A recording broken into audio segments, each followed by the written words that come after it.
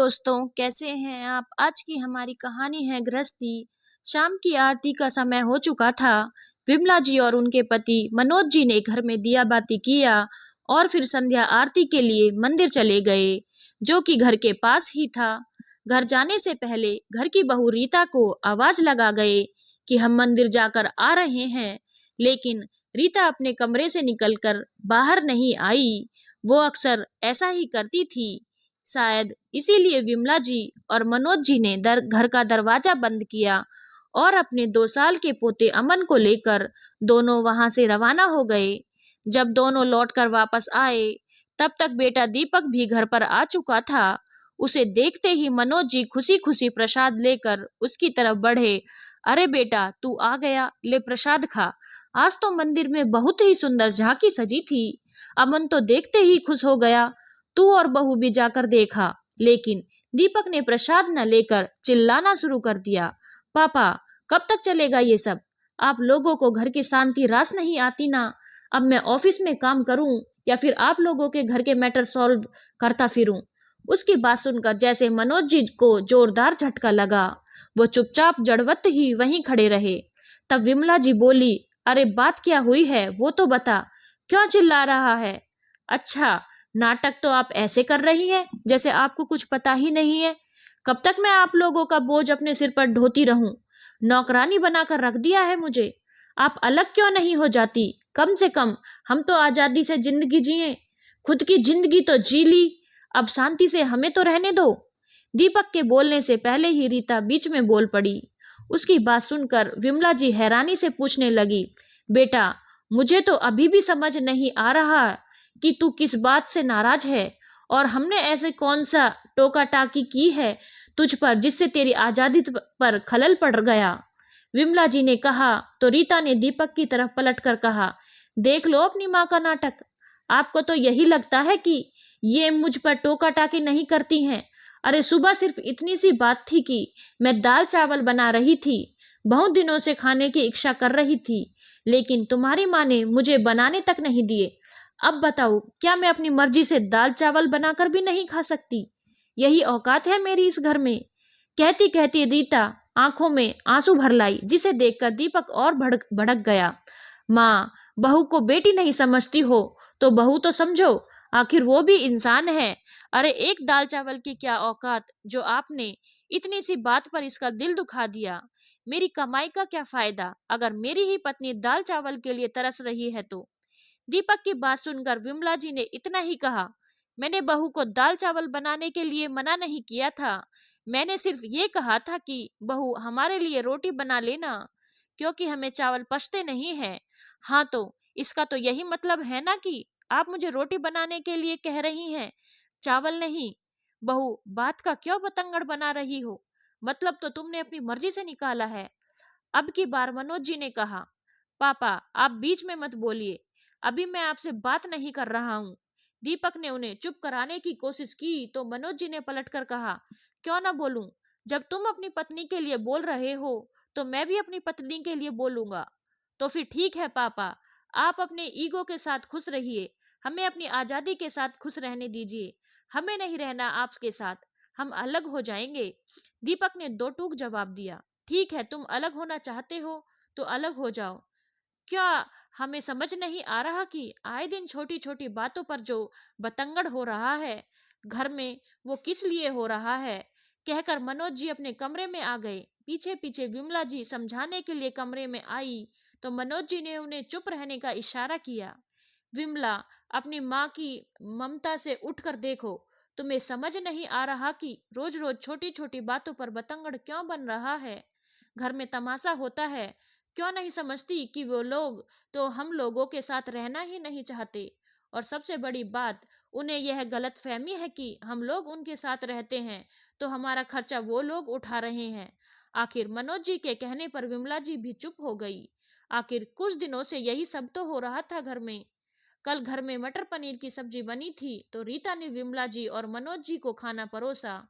उनकी थाली में सिर्फ मटर थे, पनीर का एक टुकड़ा तक नहीं था। जब विमला जी ने कहा तो रीता ने मुंह बिगाड़ते हुए कहा, माँ जी, पनीर इतना सा ही था, अमन ने खा लिया।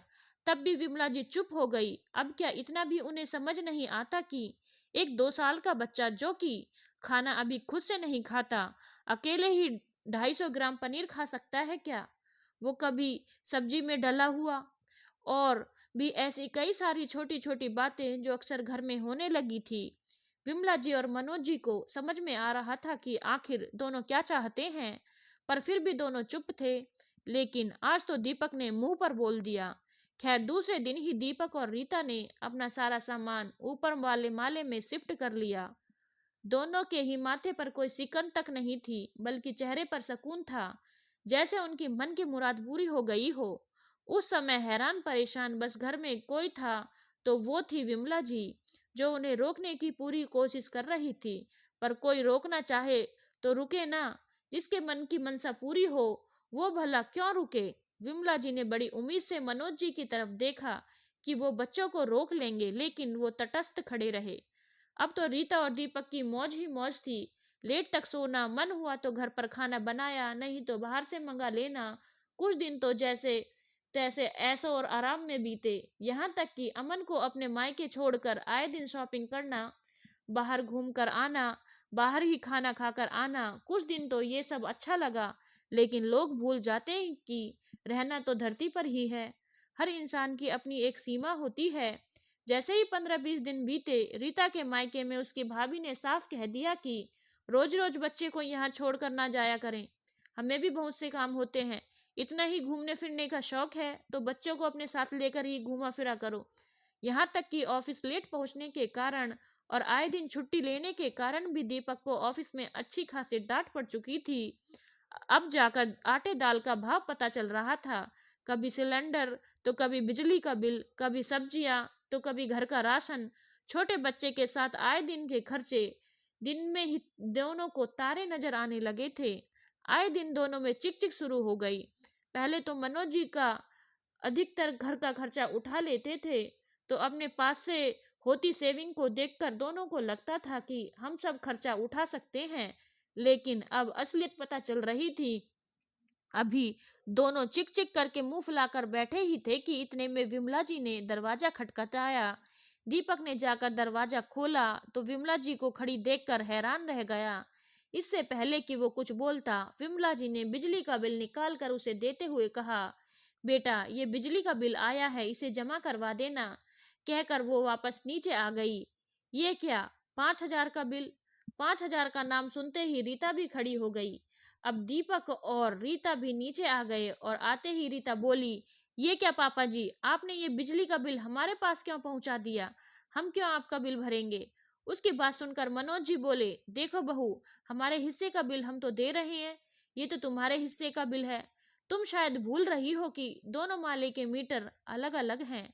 अरे तो 5,000? क्या हम 5,000 की बिजली फूंक गए? जरूर आपका भी बिल उसी में मिला हुआ होगा। रीता अभी भी मानने को तैयार नहीं थी। मनोज जी मुस्कुराकर बोले, बहू, ये जो तुम रात भर टीवी देखती हो, पंखे कूलर चालू करके छोड़ जाती हो, तो बिजली का बिल इतना आएगा ही ना। वैसे भी 5,000 तो बहुत कम है। कई बार तो 8-8-10 हजार का बिल आता था जो मैं भरता था। अब तो रीता की आवाज तक नहीं निकल रही थी। ऐसे कैसे घर चलेगा भला? अचानक दीपक ने सिर पर हाथ रखते हुए कहा, बेटा तुम्हें लगता है ना कि घर के बड़े बुजुर्ग बहुत टोका टाकी करते हैं।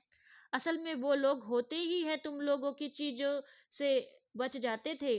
कई चीजों के खर्चे तो हम ही करते थे, पर तुम्हें लगता था कि तुम हमें संभाल रहे हो, हमारी जिम्मेदारी उठा रहे हो। पर बहू, तुम ये भूल गई कि तुम हमारे साथ रहती थी, हम तुम्हारे साथ नहीं। माँ जी माफ कर दो, मुझे अब सब समझ में आ गया। मायके वालों से रिश्ते बिगड़े सो अलग, यहाँ खुद की गृहस्थी भी नहीं संभाल पाई। रीता ने माफी मांगते हुए कहा तो दीपक बोला, माँ क्या हम दोबारा साथ नहीं रह सकते? नहीं बेटा, तुम अपनी आजादी के साथ रहो, हमें अपने हिसाब से रहने दो। अब की बार मनोज जी ने कहा, पर पापा, गलती तो बच्चों से ही होती है, माफ कर दो। दीपक ने हाथ जोड़ते हुए कहा, देख बेटा, तू मेरा बेटा है, इसीलिए तुझे माफ भी कर दिया। लेकिन रही बात साथ रहने की, तो अब नहीं। एक बार बर्दाश्त कर चुके हैं, पर अब बर्दाश्त नहीं होगा। और वैसे भी तुम्हें गृहस्थी संभालनी आनी चाहिए। हम लोगों की छांव में तुम ये सब नहीं सीख पाए। एक ही तो मकान है, माले अलग अलग हुए तो क्या? भविष्य का मुझे पता नहीं, लेकिन अभी फिलहाल तो दोबारा एक साथ नहीं। आखिर मनोज जी के कहने पर दीपक उनकी बात को समझ गया और चुपचाप उनके पैर छूकर ऊपर ऊपर वाले माले पर चला गया। अब कम से कम एक ही बिल्डिंग में अलग अलग माले पर रहने के बावजूद वो लोग एक थे। धन्यवाद दोस्तों, अगर आपको कहानी अच्छी लगी हो तो चैनल को लाइक शेयर और सब्सक्राइब करना ना भूलें।